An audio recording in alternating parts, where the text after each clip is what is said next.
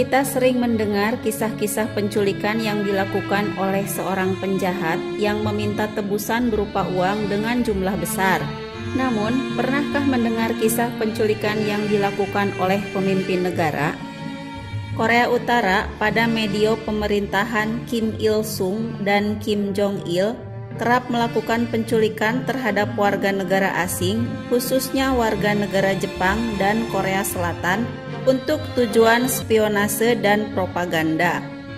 Namun, tak ada yang paling menggemparkan dari kasus penculikan aktris Korea Selatan Choi Eun-hye dan mantan suaminya, seorang sutradara kenamaan Korea Selatan, Shin Sang-ok pada tahun 1978 atas perintah langsung Kim Jong-il yang berambisi memajukan industri perfilman Korea Utara. Namun sebelum dilanjut, mohon dukungannya dengan cara like, share, dan subscribe. Tekan tombol lonceng agar tidak ketinggalan video selanjutnya.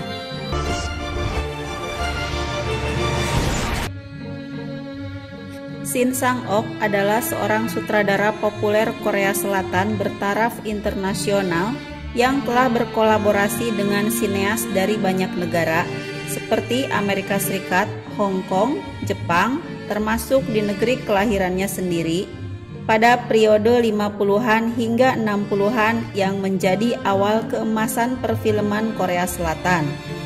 Bahkan filmnya Prince Yeonsan menerima penghargaan Grand Bell Award, gelaran pertama yang merupakan penghargaan setara Oscar di Korea Selatan.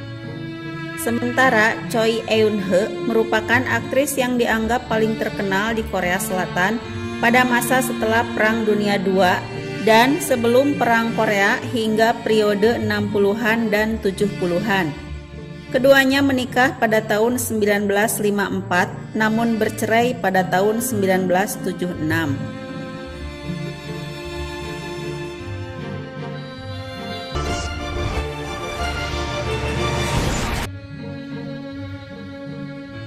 Kim Jong-il yang tengah dipersiapkan menjadi pengganti ayahnya, Kim Il-sung, sebagai pemimpin Korea Utara. Jong-il dikenal sebagai sosok yang sangat menggilai film-film besar Hollywood, menyukai film Rambo pertama dan segala sesuatu yang berhubungan dengan Elizabeth Taylor, dan film James Bond yang menginspirasinya untuk melakukan operasi rahasia.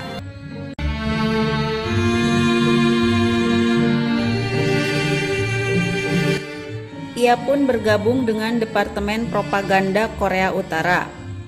Kim Jong-il yang menganggap perfilman Korea Utara amat hambar dan miskin kreativitas, berambisi untuk meningkatkan kualitas perfilman sehingga ia memutuskan untuk menculik sineas dari negara tetangga yang perfilmannya sudah mengadopsi konsep Hollywood atau Hong Kong.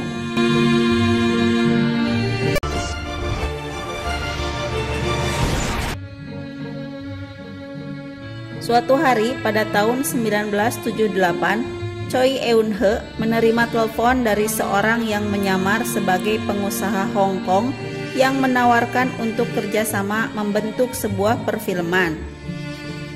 Ia kemudian terbang ke Hong Kong untuk pembicaraan lebih lanjut. Namun ternyata ia ditangkap oleh agen Korea Utara yang kemudian menculiknya dan membawanya langsung ke hadapan Kim Jong-il. 6 bulan kemudian, Shin Sang-ok yang khawatir mantan istrinya menghilang. Meskipun telah bercerai, Shin Sang-ok dan mantan istrinya itu tetap dekat. Shin Sang-ok memutuskan pergi ke Hong Kong untuk mencarinya, namun ia juga ditangkap. Keduanya dipenjara secara terpisah dan Shin Sang-ok ditahan selama 5 tahun di penjara karena dia menolak untuk bekerja sama. Namun mereka akhirnya dipertemukan setelah Shin Sang-ok menyerah pada tahun 1983.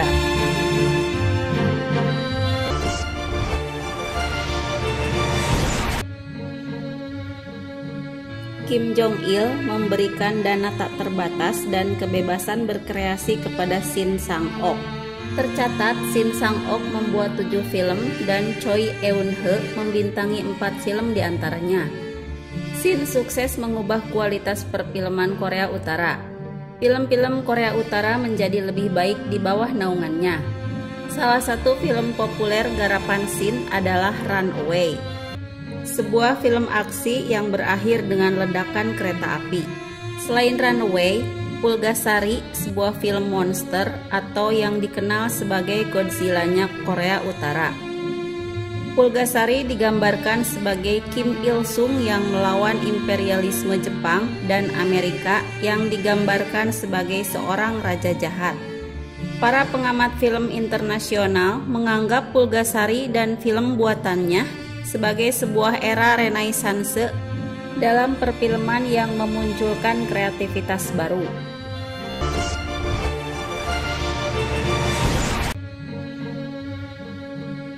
Kim Jong-il kerap menyertakan Shin dan Choi ke beberapa festival film internasional seperti Budapest dan Moskow.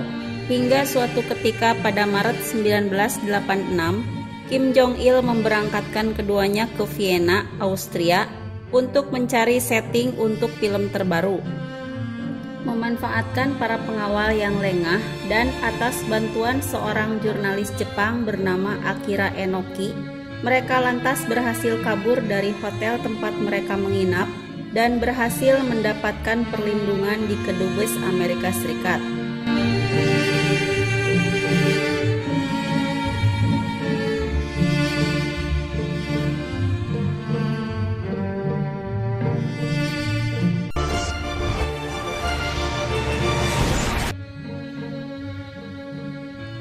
Agar tidak disangka membelot, Shin kerap merekam secara diam-diam pembicaraan dirinya dengan Kim Jong-il sebagai bukti bahwa mereka diculik. Namun, justru mereka menerima hujatan dari publik Korea Selatan karena selain dianggap membelot, mereka juga dianggap munafik karena ikut menikmati kucuran dana tak terbatas serta pemberian barang-barang mewah dari Kim Jong-il. Hal itu terlihat karena Shin Sang-ok masih kerap memakai jam tangan Rolex mewah pemberian Kim Jong-il.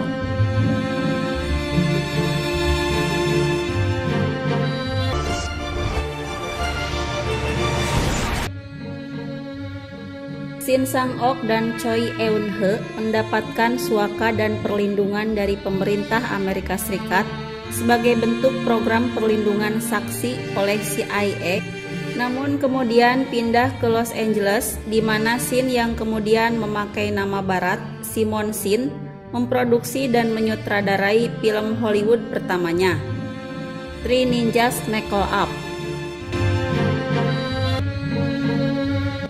Keduanya kembali ke Korea Selatan dan menetap di Seoul pada tahun 1994.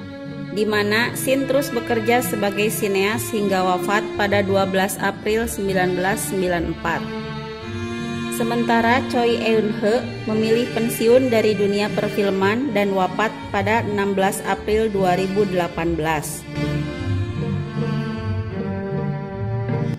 Jika kamu yang diculik Korea Utara, hayo, apa yang bakal kamu lakuin?